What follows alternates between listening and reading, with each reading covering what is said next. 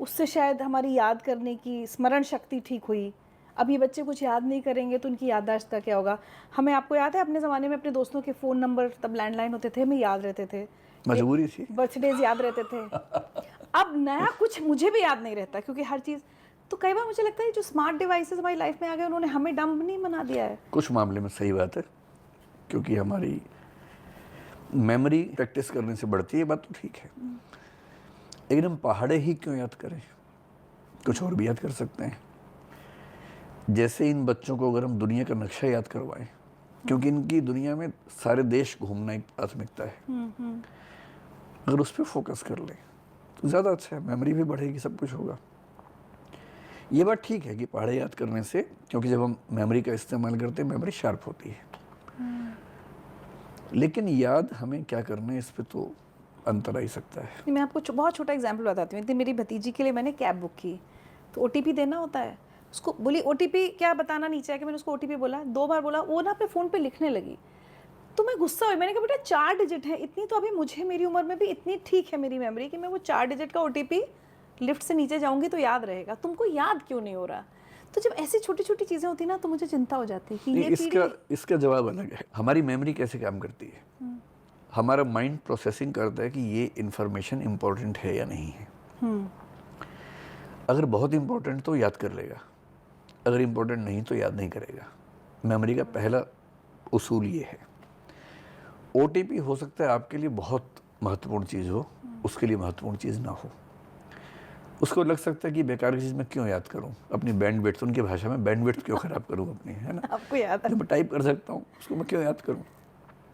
आपके लिए ज़रूरी है। जैसे आप देखेंगे कि जो सबसे महत्वपूर्ण लोग आपके जीवन में, उनका बर्थडे आपको याद होगा, आज तक याद होगा, आप नहीं भूल सकती, क्योंकि वो स्थायी मेमोरी में चला अभी गया। वाले भूल जाते हैं, जो फेसबुक याद दिला देता है तो वो याद ही नहीं रहता है। ये भी सामान्य बात है कि कुछ चीज़ें जो स्थायी मेमोरी में हैं वो हमेशा याद रहेंगी, आप भूलना चाहेंगी तो भी नहीं भूल पाएंगी। नई चीज़ें कम याद होंगी। आपके मेरे मामले में उम्र का मामला भी है कि एक उम्र के बाद मेमोरी थोड़ा सा वीक होने लगती है, हम लोग उस एज में चले गए हैं। बच्चों को दिक्कत ये नहीं है इस समय, उनको ये है कि मैं क्यों याद करूं। ये वैसे ही है जैसे मैं अभी आपके घर आया, 18 मंजिल लिफ्ट में आया, कोई मुझसे पूछे कि लिफ्ट में दीवार पे कोई नोटिफिकेशन लगा हुआ था या नहीं, मुझे याद नहीं है। क्या लिफ्ट में किसी एक साइड में शीशा था, मुझे बिल्कुल याद नहीं है। लिफ्ट कितने लोगों की कैपेसिटी वाली थी, मुझे याद नहीं है। कितने लिफ्टें थी ये मुझे फिर भी ध्यान है, क्योंकि मैं तीनों पे लगातार देख रहा था कि कौन सी आने वाली है, और अगर सीधे मिल जाती है तो मुझे ये भी याद नहीं रहता। क्यों? क्योंकि ये सारी इंफॉर्मेशन मेरे लिए यूजलेस है। अगर हमारा ब्रेन ऐसी प्रोसेसिंग ना करे तो हम तो याद कर करके मर जाएंगे। अंतर सिर्फ इतना है कि नई पीढ़ी के लिए ओटीपी, क्योंकि उनको ओटीपी रोज 20 याद करने पड़ेंगे, और रात दिन तो ब्लिंकिट वाले लोग हैं, उनको जोमेटो रोज काम करता है।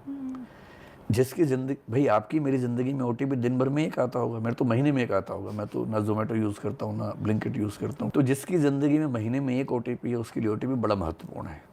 जिसकी ज़िंदगी में रोज़ 20 ओटीपी आएंगे, वो कितना याद करेगा? तो अगर बच्चा ओटीपी याद नहीं कर रहा है, इसका मतलब वो बैंडविड्थ कहीं और के लिए बचा रहा है।